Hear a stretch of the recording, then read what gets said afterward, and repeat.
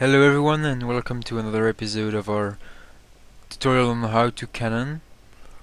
In this episode we're going to cover a few basic cannons, the very basics of cannoning. We're going to explain you how they work. So first of all, what you want to do is you want to make a sort of fuel case for TNT to be put in. Now this will power your projectile and it will make it fly up in the air. Which is basically what makes TNT shoot. Yep. Now to prevent your cannon from blowing up, you want to put water right here. A good thing to do as well is to cover up your water source so that you don't get confused and you don't place a block over here, which will ultimately blow up your cannon. This is what we call a block cannon because it uses only pure TNT blocks. There are other ways, but we will cover that in future videos. Now what you want to do is you want to place a slab at the end. We do this because if you put a TNT on top and if the TNT gets lit, it will fall down on the slab, which is a half block. Now when a block is on a half block, it will shoot and it can fly and the fuel can cause it to fly away. This is why we put a half slab right there.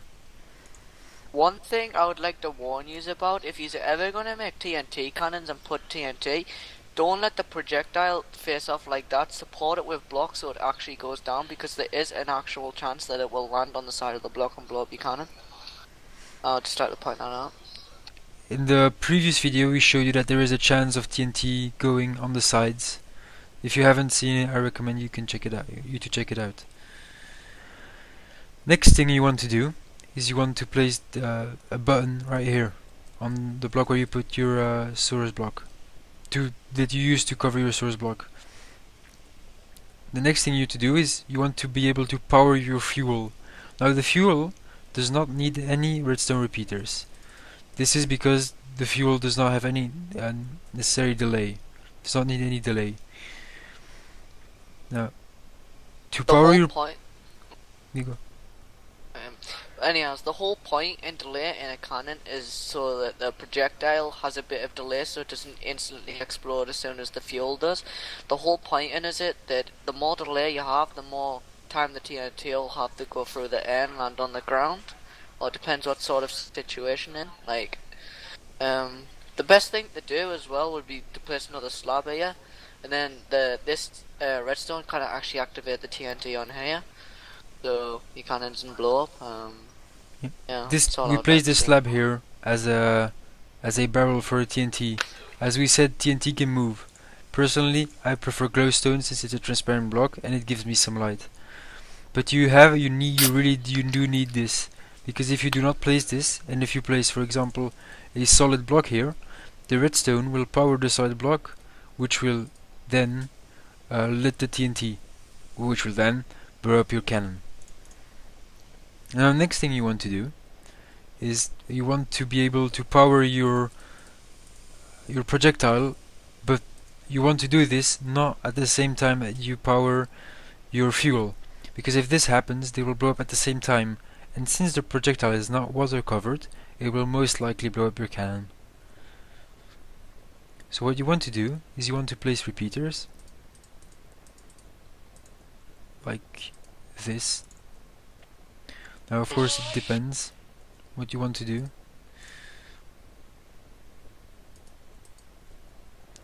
Like this, for example. Something I would like to point out is you can never have repeaters like that. You always need repeaters behind the redstone like that so the repeaters actually be activated, or you can stack repeaters behind each other like this, because repeaters only go in a one-way direction, so there's nothing you can really do about that. So there we go. This is our barrel. I personally recommend building it 2 up, just because then you'll be sure it goes all the way straight. So now let's put some delay on it. Personally, I think you should play around with the delay depending on the distance of the base. We want it to blow up either on the wall or to blow up before.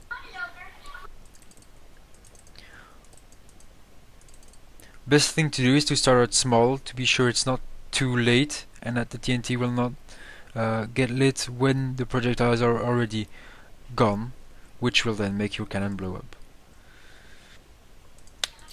So let's charge this.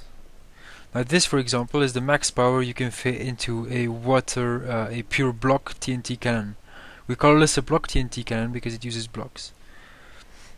Now this is the maximum power, but after a certain range, the TNT right here does not get any influence anymore. So the length of the cannon does not really matter. So for example, if I do put this TNT away, it will not change anything. Now let's fire it up. As you can see, the delay goes here. Yep, I should have probably warned you about that. What you need to do is you need to do that, so it actually lights up the projectile like that. But that's a bit falsy, so what you're best off doing is doing this. That's what you're best off. Okay, well there you go. I should have corrected before that. Sorry about that. Oh well. So now let's fire this for real. I think there was a cow over there. There is a cow. Alright, I'll fire the cannon. Or not. Go fire ahead. See if we can reach the cow. Nope. Nope, just before. Well, So anyhow, as you saw there, right, as the shot fired, basically, it hit the ground because the cannon has delay. Say if we took away the delay, it wouldn't actually hit the ground. But basically, the more delay you have on it should slightly increase your range. I'm not 100% sure, but I'm pretty sure it should increase your range by a tiny bit. But we'll test here. Yeah, like. so if you increase your delay, what will happen is your TNT will get lit up later on, and so it will get affected by gravity later on, which will then make it have a longer delay before it explodes. So for example, it landed here because the delay was set on exploding here. But if the delay is later, it can either land further, depending on where it is in the air. If it's falling, if it just fell down and the fuel explodes, it will go much higher up. And it also depends on if it can slide on the ground, because TNT can slide a few blocks on the ground. One thing I would like to point out, if you're complaining that your TNT is going too high in the air, what you're best off doing is making a thing called a barrel, which will make your TNT go more straight. This should honestly change. This will change the range, but it will make it go more straight.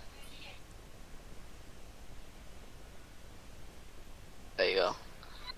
It didn't really change the range too much, but it still This went is up. because this is a block cannon and because we're not using big amounts of TNT. Yep. For example, one thing you have to know is the less TNT, the less far it's going to shoot, which seems logic, but and after a certain point, the difference is inexistent. So basically, For example, the if I less, go 4. the less fuel you use, the less range the projectile's actually gonna shoot. Now the barrel here causes the TNT to go down this way. This is why we use a barrel, it's to shoot shots straight ahead. This gets more useful in very high powered cannons, because this will cause the TNT to go straight but very fast. And for example, underground, you want to build a barrel because you do not want to have use too much TNT trying to reach the actual base. Now that's it for this video. This is a basic cannon, and now you know how to build it.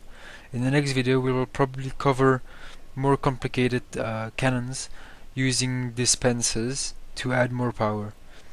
Bye.